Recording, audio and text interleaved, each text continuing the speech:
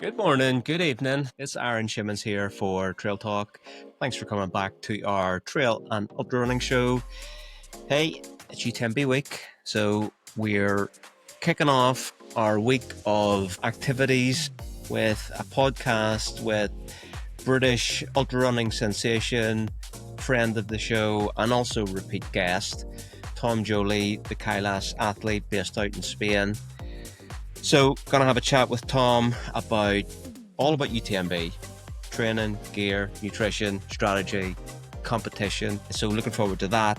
First off, before we get there, we gotta say thank you to our sponsors, Tantrums being one of them, XMiles being another, and also GOREWEAR. Discount links are in the description of the show. Check them out, support them, they support us. Also, we've launched Trail Talk merch, so you can pick up a Trail Talk cap and a limited edition best job I ever had t-shirt from the merch store. £2 from every t-shirt sale is going to the Red Cross. We're not doing this to make money. It is a limited run because the people in the community were like, we want some merch. So we did a merch run, and the profits are going towards the designer and the charity and the running costs of printing them in Australia and taking them to Chamonix for distribution. So support us by supporting the sponsors. If you don't support the sponsors, why don't you buy some merch? Anyway, let's go and chat with Tom. Tom Joly, welcome back to Trail Talk. One of the very rare return guests. So for the interest of new Trail Talk viewers, why don't you introduce yourself to the audience? Yeah, well, thanks for having me back on. I am a British trail runner, currently out in Aresh, preparing for UTMB, but live in Spain and train out there full time. And how is training going for UTMB? This is going to come out just before the race, but we are a couple of weeks pre UTMB. So how are things looking for you? Yeah, really good. I came out a few weeks ago for Verbier St. Bernard, 76k. It's like a nice little test to see how the legs were and like what the altitude was like. Had a good race there, but certainly like the altitude was a big factor. So after that, I went to Teen for 3 weeks, then to acclimatise. Came down from Teen last week, and then went into a series of UTMB recce's. So it's all looking very good. Did an 80k long run in one go. So from like Chamonix to Courmayeur last Sunday, and then this Sunday did the CCC course. So it was quite nice to do the first climb on the CCC course, which is different from UTMB, but certainly feeling confident, happy with all the gear, happy with my fueling, happy with my strategy, which taking some big risks this year. Oh, this sounds good. So, like looking back at previous years, less racing this year, but maybe more focused on the bigger goal with the races that you chose. Like, what sort of lessons did you take away from last year's DNF that has sort of impacted on your race choices, Ultra Trail Snowdonia, and then the Trail Verbier? Yeah, I suppose last year I now know was largely health related, specifically like low iron. And so this year was really about building back up gradually and like starting to work with a coach and Doug Stewart, not overtraining, which, you know, realistically I probably was. Like my body just wasn't able to recover and absorb the training I was doing in years previous. So, and yeah, UTMB obviously being the main goal. So like focusing on races that would, you know, lead towards that. So I was down for like Alsace Grand back in May, but UTS Snowdonia obviously being a much more mountainous 100 miler was like a last minute change to actually see, you know, where are you in May?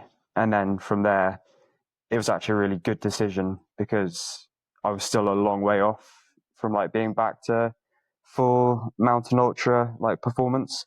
So it was a bit of a wake up. And then Verbio, I guess, was more of a confirmation to let me know, like, actually, you're back on track now and everything's heading in the right direction. Picking, I mean, those two races, first off, are great picks, like epic courses. And you wouldn't normally say it, but like Snowdonia and also Sunshine, they ended up being two very hot races. Like the Snowdonia course has got a reputation now of being harder than UTMB, just not the same competitiveness as the finale. How do you how do you think about that Snowdonia performance against kind of the upcoming UTMB? Yeah, definitely. The thing about UTMB is it's actually, it's that mix between runnable and mountain. So the course itself, 100 miles is 100 miles, right? But the course itself is not as challenging as the Snowdonia course. What makes UTMB hard is the depth of the field and the pressure surrounding the event. So going into UTS, you don't have that pressure from the external. You have the pressure from I suppose, the physicality of the course. But what was the question again? Rest Comparing day like today. the Snowdonia course to like the UTMB, like picking that, which Yeah. is thought and believed to be a harder course, and then in the training for the finale, which is probably an easier race but more competitive, and maybe just expanding out on that. People do say that UTMB, you hear people saying, "Oh, it's not technical. It's not technical." That annoys the hell out of me because it's clearly got like a lot of variety.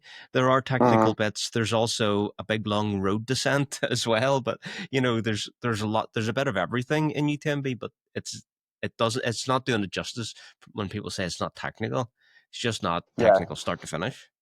Yeah, that's true. And there's course change this year. I don't know if you've seen, so there's actually a bit more road section. Um, so, you can't really compare UTS to any other course. Certainly, it's very much more of a mountain race, I'd say, though, than UTMB. And of course, the pace and like the times are totally different. Like, I finished 27 hours at UTS, which I ended up having to grit that out. Whereas at UTMB, I'm looking closer to the 21-hour mark. So when you're talking about 6 hours difference, that's like OCC. It's the 100-mile category is such a big category. You can have 10-hour races, you can have 27-hour races, but they're all deemed to be the same category. Talk a bit about the UTMB reroutes because I got the email through and spoke to a couple of people about it, and I certainly know I know the section at the start exactly where it reroutes because I would run a good bit around those quieter roads around La Houche. But what about the other reroute and the removal of the bomb aid station? What can you say about that? Yeah. So the first reroute, when I checked it out as soon as it came out, and like I say, you go on road, you go along Le Bosses, so along the bottom where the bottom of the glacier comes in, and you can't actually access it until race day because it's like it's like a building site where they keep the glacier from crushing Yeah, everyone's houses. it's like a danger So zone. danger zone. So I can't actually say exactly what that bit is like, but If you look at my Strava, you'll see lots of red lines. I've run around all around there. really okay. The La Balme section, that's actually going to be problematic because you leave Le Contamine at 30 kilometers, you go up Col de Balme, which is like a 1,000-meter climb, and then you descend all the way to Chapiot at 50 kilometers. So you've got 20k with over 1,000 meters up and 1,000 meters down. That's practically a 20k race on its own. And there's no, without that refuge, that means you're going to be you got to carry, like I ran out of water there the last 2 years, and that's with the aid station. So on both occasions, I was using the stream to chuck water on my head, even drink out of the streams. So you're definitely going to want to carry like a third bottle if you're relying on your own nutrition, and particularly if it's hot or if you're a heavy sweater. And of course, it's really hot now. Those streams are running at the moment, but you give it another 2 weeks and they'll probably dry up. So it's definitely worth bearing that in mind. And the bomb section, you were saying that there's more road running now? Not on that section, just at the start. It's more road. Okay, right. Yeah. Yeah. That's The quite. route itself on that bit is the same, but it's just the aid removal of the aid station. So then let's have a chat about Verbier. That is an epic course. I think that distance, the extraverse, the 100K category, but it's only like 78 kilometers or something. Yeah, 76, I think. But it's high up. It's technical course, and it's probably like the best race of that event. Actually, talk about that and how that went, and what in particular you brought out of Snowdonia that you thought, let's fine tune this a little bit more at Verbier. Yeah, I suppose the big difference was like 3 weeks before UTS, like my health started to come back, and with that, the training started to improve and the fitness started to improve. By the time I got to Verbier, I was like, I'd had another good 5 week block out in Spain. So a lot of heat training. It was 40 degrees almost every day. I didn't do any altitude, but you could feel that like benefit from the heat training on the high stuff of Verbier. Like you say, yeah, the course itself is like stunning. Really great routes. The one problem was the 50K are on the 100K course. And so if you're at the front of the race, you hit this like log jam of people going up over the Panosia like glacier section. And that's like a single trail section. And you've got people coming back and forth. So you've got two-way traffic on a single trail with people basically just like death marching. So that was like the crux of the race where suddenly I lost the front two guys, Aurelian and Mattis. And then you're like, if you have a target in sight, it's easy to like try and keep those people in view or like keep pace with them. But with the way the race like overlapped, it meant I lost the front guys and couldn't see like who I was chasing anymore. So I'd say that was really the only downside of the race. Otherwise, a really good course, and you're going up to 2,700 meters about twice most of the race. I think the average elevation was over 2,000. So certainly the altitude plays a bigger factor. Interestingly, like the difference there was I was racing a lot like close to how I could feel my own body.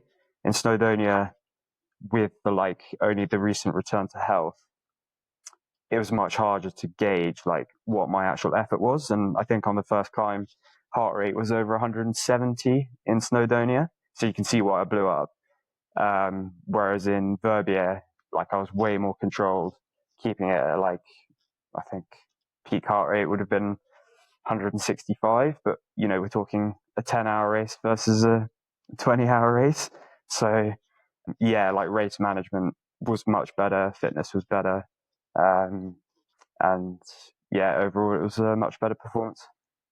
But were you trying to like fine tune? Like, were there things that went wrong, other than dialing in the fitness more between Snowdonia and Verbier? Were you still increasing carbs and looking to consume more, even maybe with it being a shorter race? I know you're big on big on food is maybe how I'd put it. Yeah, Modi. Yeah, fueling was better. We were testing out basically a strategy for UTMB. So using race Sturka, race nutrition, but then also on top of that having like real food. And it was quite interesting to see like there was a stretch between the start and the second in crew point, which was like 5 hours in, like halfway into the race.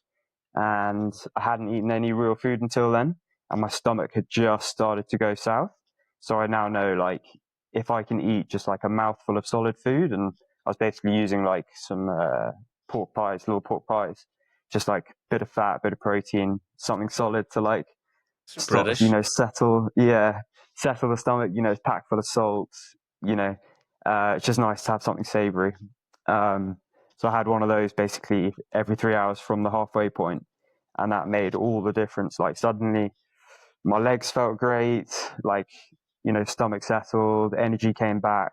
So it was a really good test to see what we're going to do at UTMB.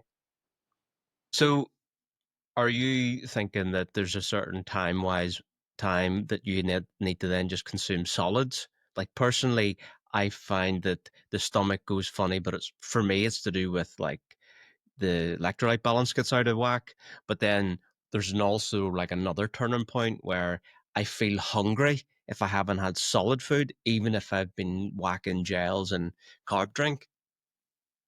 I think the electrolyte thing is, for me now, is like a bit of a myth. Okay, not a myth. Like I've been using like a sweat monitor to like see what my losses are, and the conclusion I'm sort of coming to is it's more to do with like your pacing, because if you're exerting yourself, like doing a higher effort, you're sweating more, you're losing more salts, your stomach is also getting less blood to it, and therefore you're not getting the energy. So it's like this a vicious cycle of like you're running harder, you're fueling less, and you obviously go into that spiral of decline. So I think if you are running slow enough that you can eat solid food, it's like this double effect of like, okay, the pacing therefore is easy, plus there's blood going to your stomach, and everything just feels more comfortable, and so you perform better. So yeah, I'm kind of in this halfway house with like the whole electrolyte thing, and it's just more about good fueling and good pacing. So pork pies every 5 hours is the strategy at UTMB. Yeah, probably every like three. So you're looking at like 6 hours between crude checkpoints on like a lot of the course. So just like eat one, eat something like that in the checkpoint, and then take another one with me to have halfway between. So we're gonna come back and check on this after UTMB and see what the final pork pie count is. We're expecting it Absolutely. to be somewhere in the region of 6+ for I successful race. I was doing some recce's with the CCC guys this weekend, and I had a pork like pate roll like this big in the back of my waist belt, and they were all there like sucking down gels, and I whip out this massive sausage and just like start hammering it down. The smell was horrendous. They nearly puked more than I did, but yeah, so I've got it dialed in. And was this local delicacy or was this all the way from England? Oh, this was a little €2 specialty, absolute filth. Right. Yeah. Like I think to put this in context on the fueling perspective, and then we'll touch on a couple other things such as the training. Like how would you compare the fueling going into like this will be your third UTMB finale? How's the fueling evolved through those three um, training blocks? Yeah. First year, I was working with Team L7, and we had SIS. So as the like sponsor, so I had access to lots of like gels, chews, all the sports stuff you could need, and yeah, it was like sticking to that 100 gram per hour like benchmark, and I was sometimes a bit over that, sometimes below it. A few cokes towards the end, like it added up to basically 100 bang on. But and then last year, I think I was using just like a different mix and probably wasn't so good on the fueling. Whereas this year, working with like I think this is the benefit of having a actual sponsor on the nutrition side. You're getting like constant same nutrition products day after day, week after week in training and in racing. So you just get so comfortable using it. And on the recce's, like I'm easily hitting 100 per hour plus additional food, like real food on top. If it's not that hard to try to actually get higher than those numbers. Um, and again, like talking about the pacing, when I was going at that slightly easier pace, you're just backing it off that 10, 20% even towards the start. It's just so much easier to like keep the food down and eat more regularly, and then your energy is better the whole time rather than having these like spikes and then these lows. So like I say, I don't think it's just the nutrition. You've really got to like look at it as like this holistic picture of your pacing and your nutrition, because when you get those two right together, the effect is much greater. So are you sort of saying it's also coming down to experience, that you're just getting better at it as well. You're taking the learnings from each year and just kind of maturing with that knowledge Yeah, and the experience, and it's just becoming more fine tuned.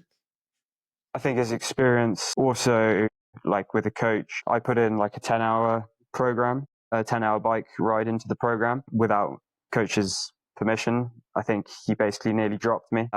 Wasn't particularly happy, but my justification was, look, if I can get on the bike and fuel well for 10 hours, that's going to set me up well for Verbia and UTMB. And that's exactly what happened. Like, you do 10 hours on the bike, there's no impact on the legs. If you fuel it well, you're basically, okay, you've got a bit of like fatigue, obviously, but you can carry on training as normal that week.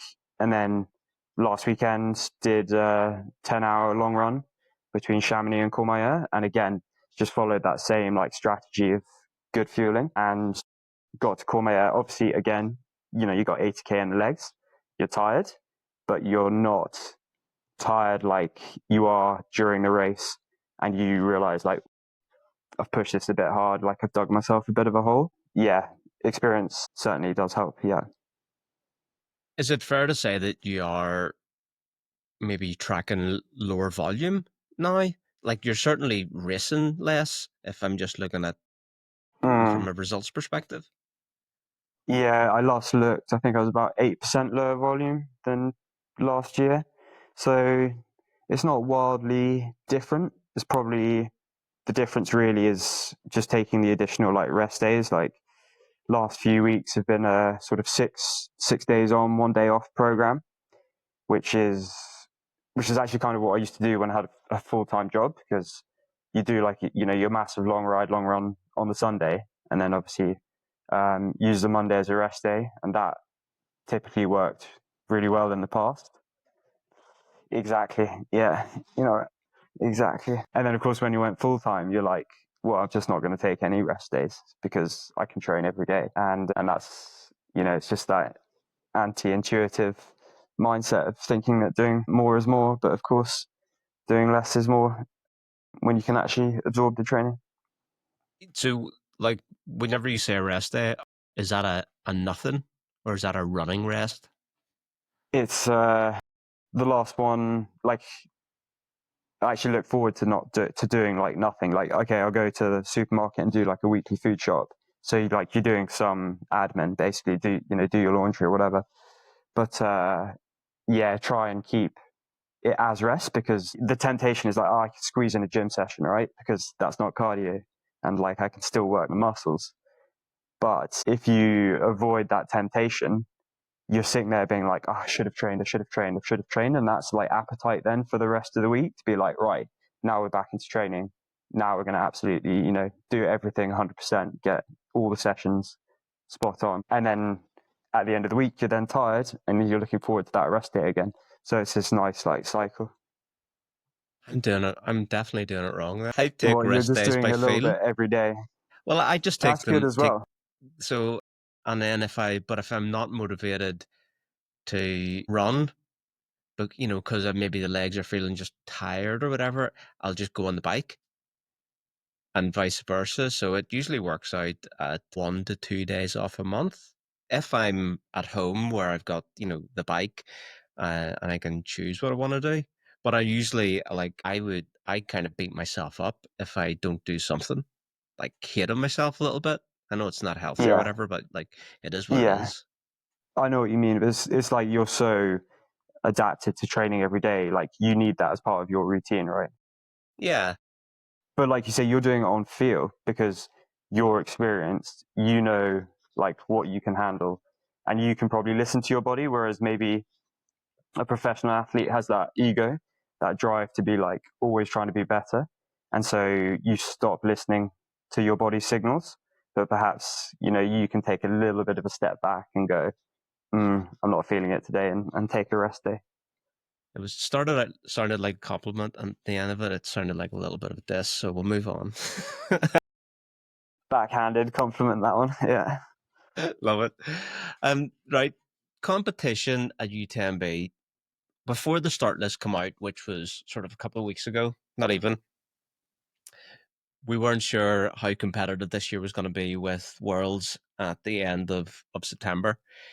But the list is out, and it actually is as competitive as any other year, barring a couple of, headlines that are never all there at the same time anyway. So what do you think whenever the short list comes out? You're a fan of the sport, but you're a competitor, you're a pro athlete, you are you have the potential to place really well inside that top 10. So whenever that list comes out, how are you thinking about this? The fan, the competitor? Yeah, definitely a fanboy. And I do spend probably too much time, looking at the competition, analyzing where are their strengths, where are their weaknesses, because I think if you can understand the competition, you have a much better chance of like doing a good race performance because like Jim's in his own class. I don't have the pace to keep up with like a lot of these speed demons, Ben Demon or Tom Evans or these guys. They have pretty good like 10K, half marathon times. So I think that helps tell you like what your strategy is more so because if you're running with them early in the race, you're like, this probably isn't right. Like you probably need to back off a bit. And like talking to Josh Wade last week in Teen, kind of saying like, actually, we're quite similar athletes. And so that gives you a good, I guess, pacer. Like you can use other athletes as pacers and like markers to know this is about right. This is probably where I should be in the field at this time. And yeah, I mean, like you say, not everyone is always at UTMB. We've got the Worlds coming up. Jim has just switched to OCC, and I hear that's because of the pressure of Worlds rather than the pressure of his injury. And he's potentially looking at a triple at Templier as well. So yeah, it's interesting to see how athletes are planning it and how the start list is shaping up. Yeah, that's well observed what you're saying about the different types of athletes and their different strengths. And Mm. so what do you consider to be like what's your strong hand? What are your strengths? I like, you hear people say it all the time, but I'm definitely like a diesel kind of engine kind of guy.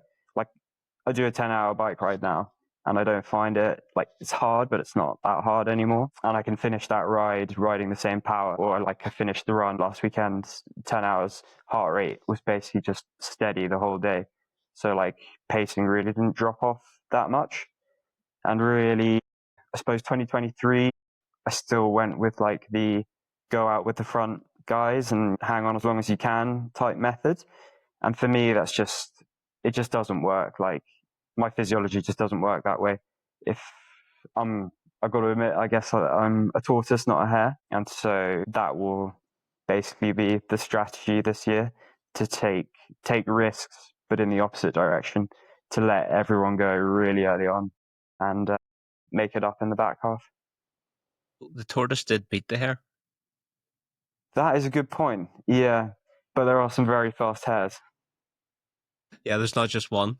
Yeah, yeah. I saw a few of them out on the course yesterday. They were looking good.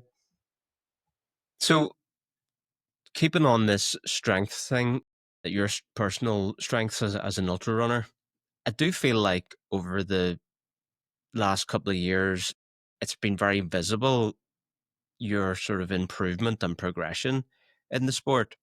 And you're right in what you say, the diesel engine thing. I wouldn't have said so. Like, you threw me off there, Tom. Yeah, sorry for those who are just listening. I was Ruined just the flow. doing a plane crashing emoji. So, like, your strengths and you've been going from strength to strength, in my opinion, you must recognize other contenders in the field that have that similar strength because you mentioned there about Tom and Ben and Jim, and they will know who they maybe want to run with, who have similar strengths, and they can maybe lean on. They can be a peloton, and Hmm. there are gonna be a group of guys that you maybe would know as well. Like, and I'll give another example. Ricky at States was like, I know I can run with Emily. Emily's a great pacer. And she's fun to run with, so I'm just gonna like run and chat to Emily and see how the day goes. What are those thoughts around in your head about running with friends in a few weeks? Yeah. It's interesting to hear like Ricky say that, because as a man, you've got that like ego of, I'm not going to get chicked, I'm not going to get beaten by a woman. But he's turned that around as a strength, because he knows like they're sensible at pacing. He can run a good time if he sticks with them. Plus, he's getting protection from bears, obviously, if he sticks with Fee. Yeah. She'll look out for him. And so, like the same thing again, like with like Courtney for me is a great example for that, because in 2023 we were never more than 2-3 minutes apart, and I could hear like the fans behind me the whole time cheering for her. And so I was kind of using her in that same way, and she was keeping me honest. So I was always just ahead of her until later on the race. And obviously, she was fatigued that year. So it's definitely a benefit if you can do that and work out who your running buddies are in the race, and you can kind of feed off each other as well. Like last year, Josh and I were leapfrogging one another and having chats, and helped like keep each other going at a good pace. How long did you run with Josh for last year? Up until Courmayeur, he was having like gut issues, so he was stopping and starting the whole time, and I was having, well, anemia issues, iron issues. So I was just going at super tortoise pace. But it helps, definitely helps, like help you gauge your effort. So we're going to expect you coming through the Col de Forclaz with the Courtney cheer squad, and you're going to be in tow. I actually suspect Courtney could be ahead of me this year if I run my race to my plan. But we'll see. You just don't know. Yeah, I mean, it's hard to know course changes, what's the weather going to be like, but I think if all things equal, I would expect Courtney to run an hour faster this year than her. I think we could expect to see her back in the top 10 overall, don't you? If she has a good performance. Yeah. Whenever you think about competitors like Ludo, who's just a machine and consistent top placer, knows how to run that course, do you think about running or keeping your eye on guys like that? Yeah, again, 2023 was with Ludo for the first 50k, and I've done a lot of, like I think I mentioned last time, like analysis of the percentages of like how everyone's race breaks down.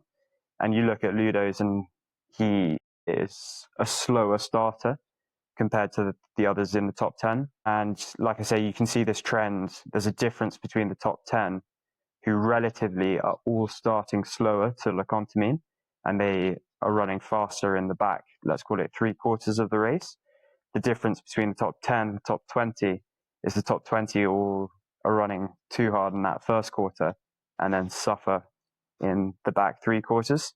So you can learn a lot from guys like Ludo, and running next to him, you can see there's no effort on his face. He's hiking the climbs early. He's doing all that like sensible, good stuff. He's fueling. He's not like, I swear the man wasn't even sweating last time. And so I expect he'll be the same again this year. Whenever you're thinking about like holding back and going easier in that first third or quarter, whatever it is, what does that feel like? Like, does it feel like you are just starting in the hike sooner? Are you specifically thinking, I'm not going to run faster than a certain pace? Or are you thinking RPE 6? What's the strategy for holding back? Yeah. For me, there's still like adrenaline at the start. It's getting better, I think, as you get older. Like you can control those nerves a lot better. But you still got to appreciate you're on fresh, tapered legs. You've got adrenaline in the system. You got all that extra noise and like crowd support, and then just the excitement of running and in a crowd of other elite athletes. I'll be using heart rate for sure with an arm strap to get like an accurate read. Ideally, you only really need to look at that for the first few hours, because after that, adrenaline will have settled down. you found your groove, you're into your pacing, and from there on in, it should actually just all be feel. But just use a bit of data, just to help guide that feel early on. Yeah, that's interesting that you would even think about the heart rate. Uh, a lot of people will tend to use it in training, use it for post-run analysis, and then just kind of run by feel. I think it makes you run differently if you're keeping an eye on heart rate in a race. Yeah, I mean, so last year going up Col de Vos, the first climb, Jack Chamberlain, another Brit, was right next to me, and he went, "My heart rate hasn't gone below 170 yet." And I looked down at my watch, and I was like, "Yeah, same here." Like it was over 170, and you just don't feel it. You just don't notice that you're essentially at a threat. You're at marathon effort, and you don't even feel it. And like you just think about that. That's just crazy that you've got another 20 plus hours to go, and you've basically just done like a marathon PB essentially. So if you don't look at the numbers, you could be, that's the thing, you could just get into later in the race and suddenly fall apart and you won't know why. But if you have the numbers, it's like I say, it's not perfect. It's just a handrail to help guide you. But it's so hard to take action on that higher heart rate at the start of the race with being a guy Mm-hmm. running in a cloud of male runners' ego at the front of the Mm-hmm. field. Like, Yeah. I'd like to think I don't really have much of an ego, or it's something that I actively try to think about not having. But even when my heart rate is at high at the start of the race, I don't want to slow down and let people pass me.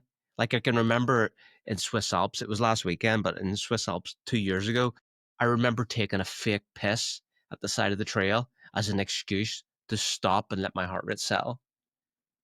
Yeah, So like, that's how quite do you make that smart. Like, choice? yeah, I've seen, like last year, I saw, how they let the top elites stand at the front row.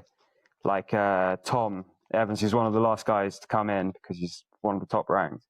But instead of standing at the front, he works his way back into like fifth, sixth, seventh row, so that he's not in that like crazy wave, let's call it. And then you're stuck behind 100 people. You can't go any faster than the people who are going in front.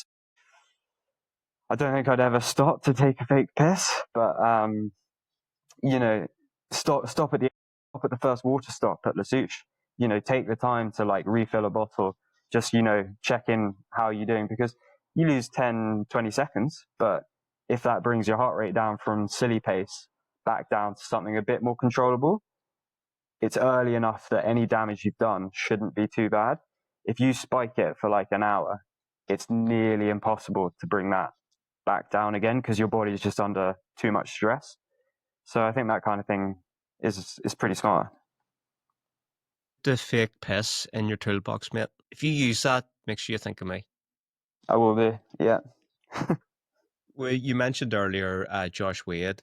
Last year, Mm. he was the top Brit in just under 22 hours. I think it was maybe 21:50 something. Yeah, yeah. Again, touching on the competitiveness and the ego side of it. How cool would it be to be the first Brit at UTMB? Can you use that as a motivation or a source of energy? No, it's never been motivation to me. Like in 2023, I was top Brit, and it was just like, that doesn't mean anything. It just means the other Brits had a bad day, like, and you had a good day, and like, okay, if you're, let's say, like my prediction this year is there will be 3 Brits in the top 10. That's a slightly different story then, because if you were top Brit, chances are you're probably on the podium. Yeah, like talking about the British runners, I think this year for the British males at UTMB, it will be a good year. And actually for the British females at CCC, it will be a good year as well. Okay, interesting. The top of the nation is, I guess we see it more as top American, first American. You'll see even American athletes nearly put that on a resume or something to speak of. I guess it's a bigger country, and maybe that's why it's more of a thing. Mm. Yeah, maybe that's why. Over the past few weeks, you've been doing some recon on the course. big days for a start. Nice to see. It feels like the ways of big volume are back for the recce's. Was there anything or any particular parts of the course that you went into it thinking, I really want to check that out? One of the things which kind of comes to mind is Hayden Hawks just did a night run the other day, which, if you talk to most coaches would say you don't need to do recce at night unless maybe you've got like confidence issues about running in the dark. What was there any particular parts of the course that you wanted to see? I mean, I know that course pretty well now. Like, I don't even need to have the GPX on. I can run the whole thing basically off memory. But I think that in itself is the benefit. When you start knowing every route and rock on the trail, it almost makes the course shorter in a weird kind of way once you become more familiar with it. So I think there's a benefit there. It's interesting you said about Hayden because he came in, I think, Courmayeur before we left on the recce's this weekend, and apparently he was a bit worse for wear. But yeah, I don't think it is necessary. Well, it's easy for me to say, I suppose, having a lot of experience doing training at night in the army, if you haven't had that experience. But you are saying this to Lewis Moses, who was supporting at the weekend. You got a 500 lumen head torch on your head. You're not really. It's not. Yeah, you're running at night, but you can still see what you're doing. It's not. You're not running in the dark. So yeah, what sections did I want to see this year? I suppose just like those sticky points, I call them, like bottom of Grand Col Ferret, because it's good to practice the fueling there because you can easily get to Champay-Lac and suddenly have a bit of a low. Last three climbs are actually rocky and rooty, like on the descents. So again, if you've trashed your legs and you start zigzagging down those trails and, like shuffling rather than running it, like you lose a lot of time there. Same on the last climb from Col de Montet to like Pass Argentière, Flagère. There's a nasty, rooty, rocky bit of trail. So again, like if you're hemorrhaging, if you're walking, you're going to lose a lot of time there. So, but yeah, overall, really happy with everything on the course now. Yeah, that goes to what we were saying earlier on about UTMB certainly having sections that are as technical as as you would expect in an ultra trail, in a mountainous ultra trail like that. I hate the bovine climb. It's particularly steep in sections, but then the descent is also technical in sections as well. Well, so that's interesting. So is that as steep because you were tired and it felt harder? Because doing it yesterday, I was like, was this always so runnable? Never Because runnable for me, mate. So like obviously there are steep and I remember in 23, I was like, this is douche grade, but I was like, my hiking was no faster than my running. So, but that's because I was on broken legs. If you have something still in the tank, it's actually quite runnable. And this is all playing. You can tell what my strategy is. I keep on hinting at it. We'll come to that in a second. Like, it's funny. It's so right what you say there about like your previous experience feeding into your feeling about what it was, because I've done that climb obviously in 3 different races, 2 of them, one in CCC and two in UTMBs. And I remember the first time doing it in CCC, I was so fucked by the time I got to it, so inexperienced on my first K, that I can remember like when you came along the road and you turned to go onto the trail, I couldn't even get perch on the dirt. And then after that experience of CC, I was like, that climb is so bad. And then the next time doing it in UTMB, I fueled going for it. Like I took like 2 caffeine gels on the way to it or whatever, coming out of that aid station, and I motored up it really well.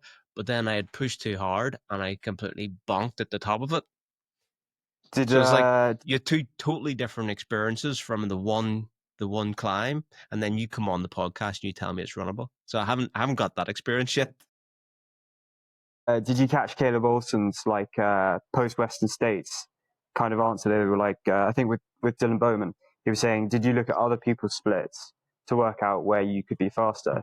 And he said, no, I looked at my own splits and thought about like where I was slower. So like you were saying just there, the second time round, you thought, you know what, I didn't fuel it well last time, I'll fuel it well this time. And that's where you made up the time. It's like such a key differential, I think, for doing well. Yeah. What do you think the hardest parts of that course are? And is it maybe related to the time of day you hit it, or the people that might be around you at a particular time of day, like the early race? What's Yeah. your like breakdown of the the good and parts Mm. of UTMB? So I've had 2 hot years, and that makes a huge difference. I'd say first section to Le Contamine, you're running along Les Ouches, you're running Saint-Gervais, the whole time you're next to the river. And I swear the humidity is much, much higher, particularly in that like 6, 7, evening sun. You don't appreciate it like maybe in the early morning when it's cool, but that humidity is in the air. And so you're running hard as well because it's at the start, you're producing more heat, blood's not going to your stomach. So actually, I think that's a real like crux of the race is understand the temperature and being heat acclimated if you can for that section. The night is, you're going, okay, let's call it the big climbs early on. So you want to save some matches for that section. Plus, generally, the theory is because you can't see the ground necessarily under your feet, what your body does is it lifts your foot higher. And so you're actually using more energy to run at night. So like, again, bear that in mind. You're not moving as well during the night section. The Balcon section between like Courmayeur to Arnuva is very runnable. So again, like save legs because you can motor along there. Same down Grand Col Ferret. You want to go fast, but not hammer the legs. And then you're starting that second day. So bear in mind, you've been at altitude, you've been in the dawn, it's cold. When you're coming down, you're going to be dehydrated because of the cold, not because of the heat. And you're coming down, whatever, like 1,600 meters of elevation into the next morning and into those steep climbs, particularly the Triant climb, which is south facing. It's like 30% gradient. That is it ramps up the temperature massively because of the aspect. And so again, you got to think about like getting to that point and still being well fueled, being well hydrated, and like, saving a match. Because I was on that climb again yesterday at around, early afternoon, midday. Tom came past me, Evans doing a 20-minute tempo. John came down the other way doing a session on that, and like they're moving really well. And I was there just like death marching. So I think about that climb the same way you think about the bovine. Like I need to get there and like have good legs. And like that's interesting that those guys were on that climb at that time of day as well. Do you think that Exactly. was on? Do you think that? I think so. Yeah. Last year I was on it at the same time, and Germain Granger doing exactly the same thing. He was running up the Triant climb, so like making that session as hard as possible, I guess, so that on race day, when it comes to it, they're not going to run it on race day. I don't think. I hope, but they are going to, move with purpose. They're going to hike with purpose and move well. So in the recce's, were there any? Have you changed, or has it influenced any of your race strategy after doing the recce? Yeah, 100%. I've never done an 80K long run before, but so doing it for the first time and on the UTMB course was, yeah, it was an eye opener. Like I feel since that session, like I've got a different mindset now because it's very easy to say, take it easy to look onto me. Everyone says that, right? And then it gets to race day, straight out the window. Okay. And now that I've done it easy, but then run that next 50K to Courmayeur, you actually understand, you can actually see the benefit of what happens when you just don't spank it to look onto me. And okay, in the race 2023, I think I ran about 9 hours 35 to Courmayeur. So bear in mind, that's like, race pace, so trying as hard as I possibly could. On the recce, I was taking it as easily as I possibly could. And the difference was 10 hours 20 to Courmayeur. So we're talking about like 45 minutes difference between easy pace and race pace. That is absolutely nothing. If I can be somewhere in between those two, chances are I'll still get to Courmayeur in a good time, but also have like the good legs for the back half. And then this weekend was actually the opposite experiment. Went out with the CCC boys, Luke Grenfell-Shaw, Chris Myers, obviously in great shape. They ran the entire first climb of the CCC, which is a harder climb than the UTMB. Spicy. And spicy. And like, I was there being like, bloody hell, these boys are fit. I was trying to power hike the whole time and keep up with them. And I just couldn't keep the heart rate low enough to keep up with them. So I was like, this is stupid. The damage was already done though. So we then smashed the first descent. And I felt awful then for the next 2 hours. Woke up yesterday, obviously had another 50K to do. And my legs were just rubbish. Like, my legs felt better after the 10-hour recce than they did after the 6-hour one, just because the pacing was too hot. So I feel like I've tested it both ways, and like I know what works and what doesn't, and I've got the confidence now to actually stick to that strategy. This is like the most relaxed I've ever felt going into UTMB, because I know what's going to work for me, and I just feel confident in doing it. Yeah, that's got to be like so confidence and inspiring. Like coming into the race thinking like that, like I only have to hold back half an hour on this first 80K, and it's going to set yourself up well for the back half of the race. How like how do you get yourself into a position where you're then coming out of Courmayeur having the confidence to know I can push it? Because I feel like you could do that first 80K holding back and then get the Courmayeur and go, where's the juice? Like Yeah, where's this juice I was holding back? Like yeah. how do you figure that bit out? That to me seems like a hard one. The best thing I've heard from advice from another pro is from Robert Hajnal, and he said to me before 23, you never push in UTMB and you never ease off. So I think the mentality of it's time to push is the wrong one. You hear about athletes saying, where does the race start? Like Zach was saying it at Champé-Lac. His crew was saying, the race starts here, the race starts here. It doesn't start there. It starts in Chamonix and it finishes in Chamonix. And you never ease off and you never push. And you're just trying to stay in that like sweet spot of like high aerobic effort the whole time from start to finish. There will be lows, and you will have moments where you're like, there's nothing in the tank. That just happens. That's 100 miling. It doesn't matter if you pace it perfectly and you fuel it perfectly. That's just the game, right? So I think if I get to Courmayeur and get on that climb out, 23, I had great legs. I felt amazing going up that climb, taking loads of places back.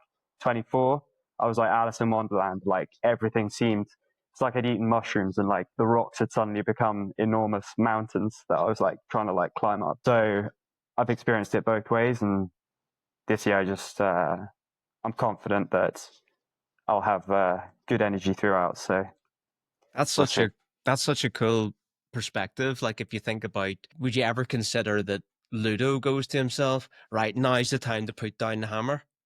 No, he probably just. When does Ludo ever push? Like we saw it at Hard Rock. Guys went out ahead of him. He just did his thing, and the race comes back to him like every time. So would you think, like, if we think about Davy Roach and saying that Mm, he can set up in that kind of sublactate area mm, just by firing carbs into it? I could be getting this totally wrong, but I'm mm. imagining what you're saying is like a stage below that, and you're just like able to like grind at an RP6. I would Yeah, see like a 7 is where you're exactly. starting to burn lactate. Yeah, exactly. Sit at a Yeah, 7 and fuel that adequately, and just keep going, just motor at that all day. exactly. Yeah, yeah. And like we're saying, like the difference in your speed is relatively slow, but the difference metabolically is relatively large because you're on that tipping point, right? So you sit just below it. It's that sweet spot. And it's interesting you mentioned David Roach because Chris was coached by David Roach and Luke still is coached by him. And like we're saying about that like more close to that threshold level for the CCC guys, that's obviously more of the race pace, like strategy. Whereas for UTMB, you want to be just below that. You never really want to dip into that zone because it's going to cost you. Yeah, you probably like burning matches at UTMB feels like that is like rolling a dice that could fall off the edge of the table or something. You know, maybe you're burning matches at the very end of the race to when if you're hunting somebody down in the very last stages, maybe. Let's talk a little bit about strategy. We're coming up on the hour, and I want to hear what the Tom Joly strategy is this year. It sounds like an aggressive one, so let's break it down. How does the strategy before you declare it change from previous attempts at UTMB and even from races this earlier this year? Talk a bit about that. I said to Lewis yesterday, like, Tom, you'll enjoy this. Tom caught up, started having a chat, and he goes, I don't want to be a dick, but I've got a 20-minute downhill tempo now, and just boom, he set off downhill. So I was stuck with Lewis. He kept me company, and I was saying to him yesterday, like, every 100 mile I've gone out with that, like, stick with the front for as long as you can and hold on mentality. And I said, I don't think my heart rate has been below 173 on the first climb of these 100 milers. And the only time I haven't blown up like totally was UTMB 2023. So you think of like 6 big 100-mile races, that strategy has only just worked once. So it just like, it's solidified in my mind that just doesn't work. So this year, the strategy is go steady from the start, stay steady, finish strong. Like it's the tortoise versus the hare. I'm going for the tortoise strategy. I love it. So you're gonna double down on this strategy. Ego is chucked out the window.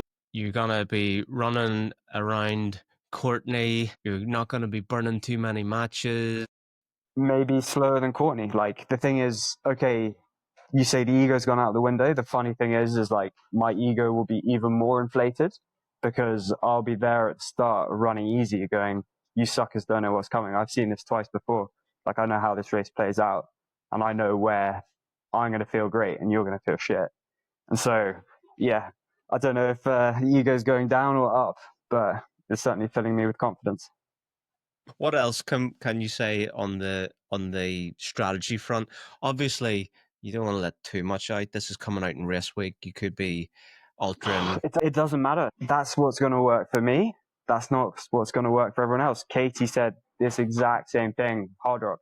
They were like, you're an hour ahead of course record pace. And she's like, what does that mean? That's not my pace.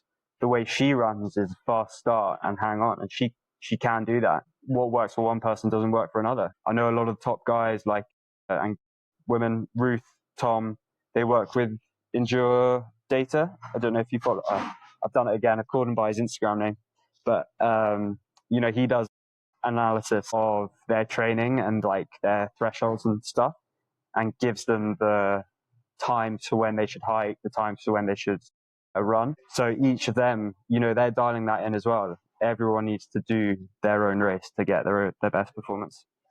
Yeah, there's a lot of noise in the background.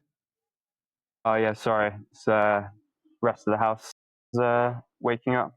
All right, time the fuck up. Sounds like they're emptying the fucking dishwasher. Bins. Right. uh, let's chat a little bit about gear. Remind me what you were using last year. Oh god, what was I using? A whole mishmash of like wasn't sponsored size, random shoes, bits of one vest here, a different bum bag there. Whereas this year, obviously working with Kailas and just got the new shoes, the EX330. Used those for the recce's this weekend, and that's like the best my feet have ever been. So that's another thing that's been kind of taken out of the mix, taken out of the swirl of things to think about is gear. Because you've got sponsor gear, you've got as much of it as you need, and you've just been racing and training in it all year. So that is the key. Yeah. talk a little bit about that and just one less thing to think about. Yeah, I think it's the consistency of using the same gear. Like everyone's obsessed with like the latest shoe, the latest tech. And the problem with that is when you're switching brands, you're using a different foot shape, you're using different foams. the way your feet, muscles, your legs respond is all different, and so you're not getting that like consistency in training. So having a sponsor in that way is a huge benefit because you're just using the same gear. You know it's reliable. You know the vibram grip on the bottom is going to be like consistent, and that everything works. And like Kailas are great. They'll even tailor like your own vest or make you your own shoe, like for the elites, which is like a really cool thing you don't often hear from big brands. And what about this shoe? You've recently got the new, what do they call it? The EX330? Just the 330. You have the EX Pro and EX 330, which are probably the two like race shoes. And the Pro, they've just released a 2025 version. The Pro is as normal. The EX 330 is the 2025 version. So that's the like Franco Colli Tour de Jean, hence 330 kilometers. Yeah. A shoe that he sort of worked on. Yeah, so that's this one. But then you've No, got that's this. the EX. That's the EX Pro. Right, okay. So that's TPU foam, carbon plate, 6mm lugs, really fast shoe. The thing with that shoe is the foam is soft, and I don't know if you've experienced it. Like your foot can move around a little bit on technical trail because it is a soft foam. With the EX330, you've got like a firmer foam, no plate. I'd say it's more of like a slightly more maximalist, like robust shoe, but they're both great shoes. Okay, so you're going with the new 2025 version of this shoe? Exactly. Right, okay. Of the 330, yeah. Of the 330, right, yeah. I'll get to see this next week. I haven't got that shoe. Okay. One thing I have seen with the Kailas shoes is they are thankfully more of a precision fit, I would say. Like they've got space in the toe, but they've got, I kind of call it like they're more precision around the midfoot lock, across here. They're not sloppy at all. There's like a nice fit there. What's your thoughts on like some of the other gear that you'll be using? So you probably noticed like I always used belts before in the past because I've got like I guess quite a big chest, and like breathing in a vest would be a bit restricted. Luckily, Kailas, they do a women's specific vest, so obviously it's designed for like women's anatomy in mind, and that works really well for me. So I've been using that in training the last few weeks, and it's the first vest like I've ever worn, and it just like sits perfectly on my chest, and like I can breathe. So yeah, that's a bit of a game changer. And then yeah, probably be like carrying the belts and like using a quiver for poles. So kind of making use of all of the equipment that Kailas make. So they do everything from like the socks to the shorts to the t-shirts and everything. Are you rocking the fanny pack? So there won't be the fanny pack. It'll just be like one of those elasticated belts. Okay. That's the plan anyway. So the reason I did the fanny pack before is you have all the mandatory kit in your waist belt, and then you can switch out your like hydration pack at the aid stations with the food already loaded, so it's really speedy. But actually, the time you save there is actually probably more valuable just standing still and eating something while your stomach's not moving around. So yeah, traditional. I guess let's call it. I guess a traditional setup this year. I don't know what to say about the using the women's pack and the chest flex. I don't know. I'm kind of lost for words. It's a flex and it's showing your softer side all in one go. There's like no ego, but it's also a flex. That's what I'm trying to say. I mean, it has a little pocket for your lipstick as well, so it's got everything you need. Lovely. All right. Well, Tom, look, I think we've run time on this one. We wish you best of luck in the final days and weeks of training, and we will see you in Chamonix in UTMB week. All right. Thanks, Tom. Talk See you soon. later. Thanks, mate. Bye. Bye.